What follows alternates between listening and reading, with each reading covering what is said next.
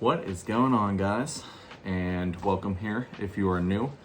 You guys are really pushing me to really get cracking on some ideas for the 750 subscriber giveaway.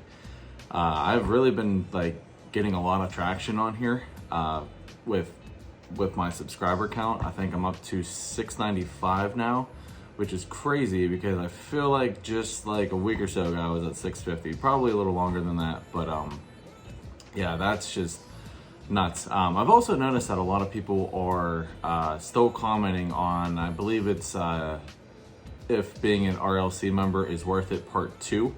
Both of those videos, part 1 and part 2, have done really well on my channel. A couple thousand views now, which is awesome. And I still love engaging even with people who I don't normally see in the comments, but they still have watched the video and still want to throw their 2 cents in, which is awesome.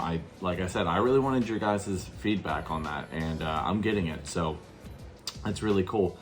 And yeah, it's just cool to see that older videos that came out months ago are still doing really good. So I don't know if that is what is helping me get more subscribers or whatever it is. I'm not complaining. That's awesome. It's just I did not expect to be now almost 55 people away from another giveaway already. It's crazy. So but nonetheless, I am very grateful for each and every one of you who do take the time out of your days to watch my videos and to comment and to like and to subscribe. I greatly appreciate it.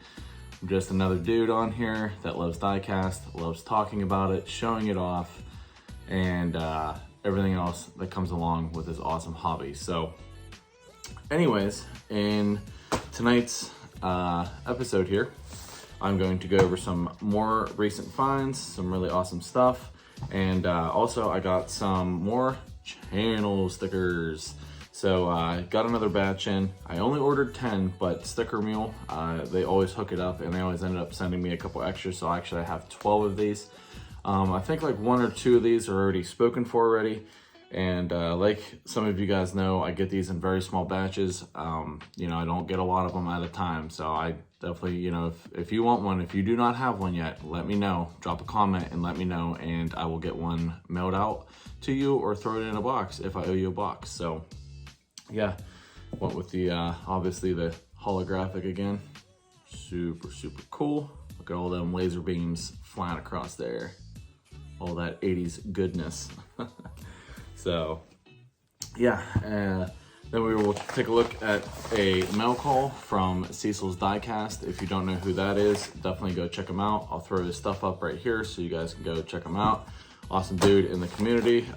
We worked out a trade, so this is his end of the trade. And then I gotta work on a custom for him. It's probably gonna be the last custom if I can get it done this year, depending on the weather. I only have, actually you guys are also going to see a custom, and it is my first ever airbrush custom. Yes, I did get some airbrushing in, and it was made specifically for Subi's Diecast. Sure, you guys know Subi. I owed him a on the house custom from him purchasing my St. Jude's build, but I go over all of that in the customs video at the end of this, so stay tuned for that. But yeah, I only have you guys will see, I think 4 more customs coming up here. One of which is for the Diecast Misfits American Road course, I think, build off, which is December 15th. So definitely get your builds done if you can for that. That's going to be awesome. Can't wait to show that one off. Definitely came out pretty cool. But yeah, so lots to go over in this video. We're already going on almost 4.5 minutes. Crazy how fast time flies on the camera. So go over my recent finds here. The Dollar Generals have been getting some shippers in. This particular Dollar General got 2 shippers in, and it was loaded up with a bunch of different stuff. But I found this cool combi, and it is the flat black one. I know this is nothing new, but I never found this one before, and I am not a cool combi collector by any means. I actually don't have any. I don't even think I have. I may have the other one. I'm not entirely sure, but yeah, I really like this flat black one. It looks really cool, so I picked one up for my collection. I snagged like 3 or 4 other ones. One of them I gave to my buddy Jimmy, who in return hooked me up with a regular treasure hunt he found. And this is my first bike treasure hunt, and it is the Ducati 1199 Panigale, I think is how you say it. That's really cool though. Actually, this is my first bike in general in my collection, so pretty cool that it is a regular treasure hunt. You can see the treasure hunt logo right down there, a little flame. But yeah, he found 2 of these, so he hooked me up with one, which is awesome. And like I said, I gave him the combi and then 2 other red editions that I had for him. And then this past week, we stopped at Target, me and my wife, and while she was out getting some Christmas stuff, I hit up the Diecast and came across some more AutoWorld, which really excited me because it is more of release number 3 and version A.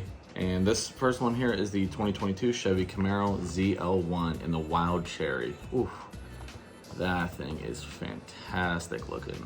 Love, like I said, guys, I'm a huge fan of this release, both versions of it, but they're only releasing version 1 right now, which is completely fine. So definitely had to pick that one up. That looks really, really nice.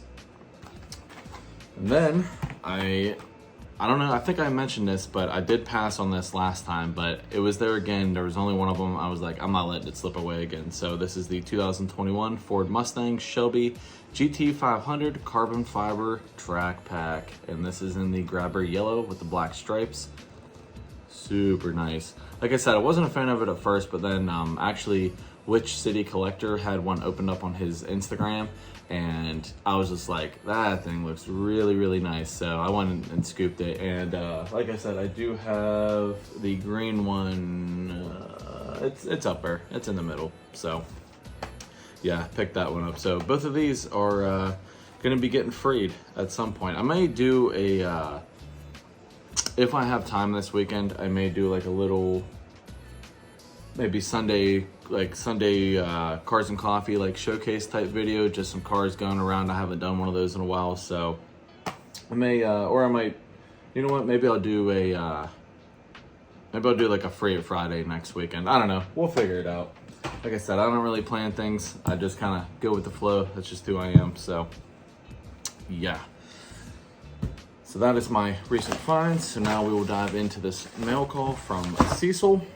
See what he sent. Well, I pretty much know what he sent me. Like I said, we worked out a trade. I did pick him up some stuff as well, which I'm not going to spoil anything. You will have to go and watch his channel to find out what it is. So yeah, let's see here. Alrighty. Awesome, awesome, awesome. Oh man, we got a couple extra things here. Got a note, got something loose. Let me take this out of the bag real quick, guys. That is awesome. All right, so first and foremost here, we got actually this is like a card. I don't think I've ever been sent a card before, so we will see what it says. Oh, look at that. Somebody's getting into the Christmas spirit over there. It is a Christmas card. Look at that. Merry Christmas. Nice. A happy holiday and blessed new year filled with joy and contentment. Thank you for the trade, brother. Your Diecast brother, Cecil's Diecast. Nice. So thank you very much, Cecil. I definitely appreciate that, man. That was very thoughtful of you to send me a Christmas card. That's awesome. Definitely gonna be leaving this up down here to get in the Christmas spirit. Put that over there. Then he sent me one of his channel stickers, which I will slap on my diorama. I think I only have like 1 or 2 more spots, but yeah, definitely go check them out, guys. That's an awesome channel sticker too. What is that? I guess that's probably what, like a Chevelle? You can correct me if I'm wrong, but looks like a Chevelle. But yeah, that's really cool. Take the purple and black channel sticker. And then so he sent me, this is a custom that he did, which is a really cool custom, honestly. It is the Jurassic Park tour bus, but it's like a mini monster truck. Check that out. That's super cool. I really like seeing like what people do. Like I would have never thought of that, but that looks really cool. Definitely ready to crush some cars with that bad boy. I don't know if you're gonna flip that thing back over though, if it does flip, but that's a really cool idea, man, for sure. That's definitely pretty cool. Then he sent me some extra stuff here, which definitely did not have to do, but I really appreciate it. And the first one here is the Buick Grand National, and I do have a version of this one, but the version I have, the whole front clip actually comes off. I don't know if this one does or not. It doesn't look like it does, but it might. Actually, you know what? No, I believe it does. I'll have to compare it with the one that I have. But yeah, that's really cool. This is actually an older set too. This is a 2015 set, so that is really nice. And then this one I do not have. This is the Nissan 350Z. This is DK's from Tokyo Drift King. Super clean. Love that thing. Just need some detailing up front, but yeah, that thing's awesome. This is an awesome card too. I'll have to keep this card for sure when I crack this thing, but yeah. So thank you very much for that. And then the final thing here, this is actually what we worked out the trades for. He sent me not one, but two Johnny Lightning White Lightnings. And these are my first two White Lightnings in my collection. I still have not found a White Lightning in the wild, a Grainy in the wild, a Raw, or an Ultra Red in the wild. So had some luck with M2, Super Treasure Hunts, stuff like that. But as far as that stuff goes, I can just never find them. So he had two that I really liked here, so I went ahead and worked out a trade with them. So the first one here is the 1963 Ford Galaxy 500. These are both from the used OK Car Lot series, or Car series. Oh, excuse me. But yeah, that thing is awesome looking. I've never seen one of these in person, so. All white, white base, white wheels, white tires, white paint job, and black interior though, which is kind of definitely a nice, nice contrast there. But yeah, I'm a big fan of the Galaxies. Definitely cool looking cars. So there's that one. And then the last one here is the 1991 Chevy Camaro Z28 1LE. Check that bad boy out. Super clean.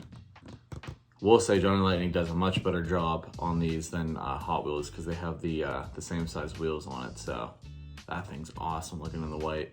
Black interior as well. But yep, so I got two White Lightnings now in my collection. So thank you very much, Cecil. I greatly appreciate it, man.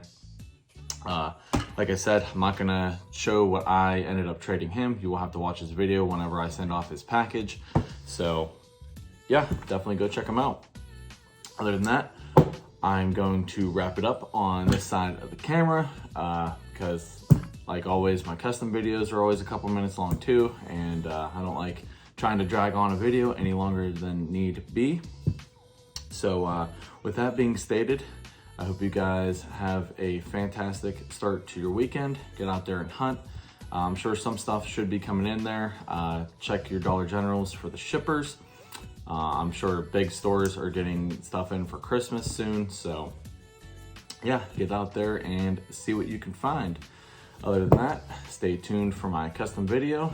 Thank you guys very much for watching, and see you later. What's up, guys? Finished up another custom here, and this one is a very special one because this is my first attempt at a airbrushed custom. As many of you know, I got an airbrush for my birthday, and I've been definitely messing around with it. It's definitely a learning curve to me. Pretty much just trying to get like the paint mixture right, trying to get it to lay right, trying to get it to stick right. Long story short, whenever I had my parents order me the paint, I did not realize that the Candy 2Os were actually like a dye paint, and they're meant to go over a fully polished body. I definitely should have just gotten regular paint, which I do plan on doing. But I was like, you know what, I have it, I might as well go ahead and try to learn with it and use it. So that is what I did. And I will kind of explain to you how I got to the final result, which you will see, and then I will also explain who this is for and why it is for the person that it is. So without any further ado, here is my first ever airbrushed custom. There she is. It is a Subaru WRX STI hatchback.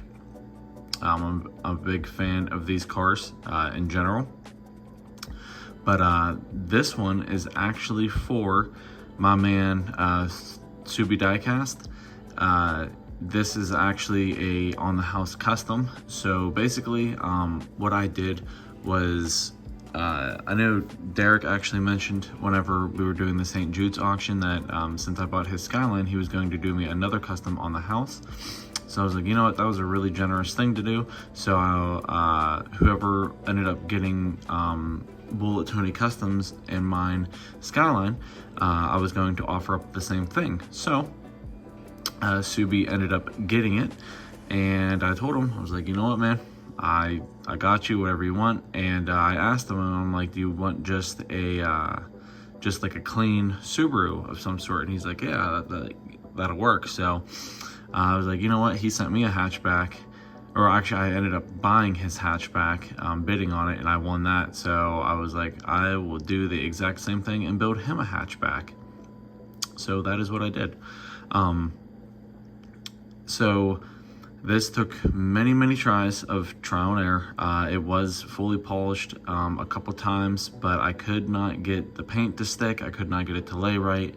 I had a bunch of issues. I'm not going to go into full detail on it.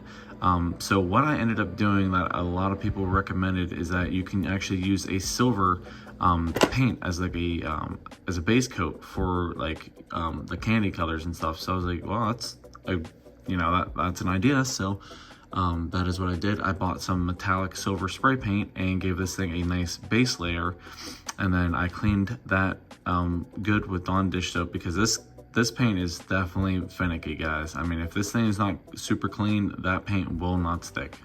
So yeah, I did that, and then just slowly started adding some coats on it, and yeah, this is how it came out. This is the Createx Candy 2.0 Blood Red. It looks really good. Definitely has a nice, rich, dark color to it. And yeah, so after I got that looking how it was, I went ahead and got some water slides from HHW Customs. So that's where the headlights, taillights, and license plate all came from. The fog lights and all the vents that you see are all hand painted black. The mirrors are chrome, obviously.